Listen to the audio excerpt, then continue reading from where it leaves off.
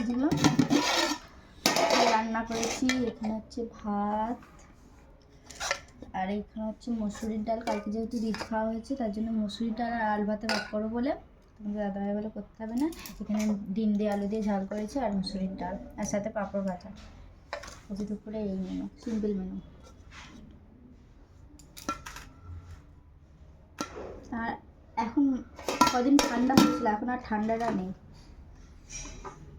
তাই তো? এখন ঠান্ডাটা কমে গেছে। ডিমের পাঁপড় ভেজেছি, খাওয়া দাওয়া করে নিই।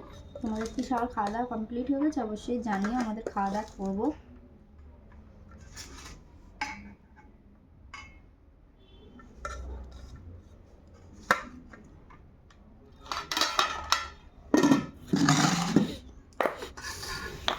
সাথে লেবু আছে।